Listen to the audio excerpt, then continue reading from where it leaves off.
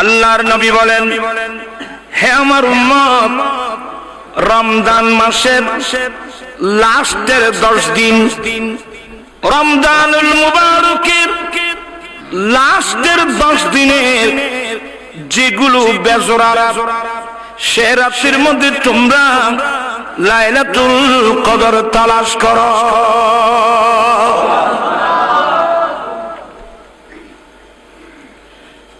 এগুলো হিসাব করলে গোটা রমজানুল মুবারক আমাদের জন্য অত্যন্ত গুরুত্বপূর্ণ একটা মাস এবং চাঁদ।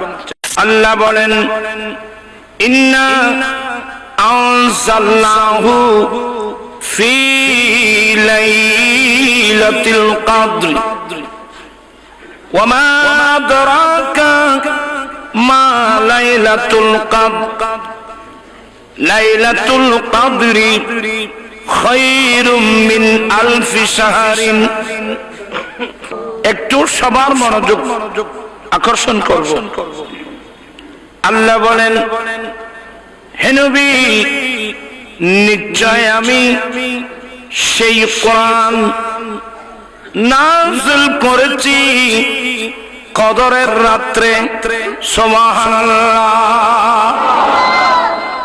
ওই উন্দি হইলে রমজান এমন একটা মাস, যে মাসের মধ্যে কোরআন নাযিল করা হলো।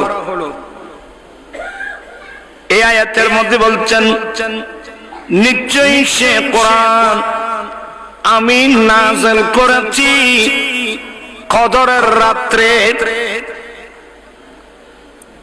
ওয়া মা আদরাকা মা লাইলাতুল কদর। হে নবী, আপনি জানেন লাইলাতুল কদর কেমন রাত? তো নবী জানে না? হে নবী, আপনি জানেন লাইলাতুল কদর কেমন রাত?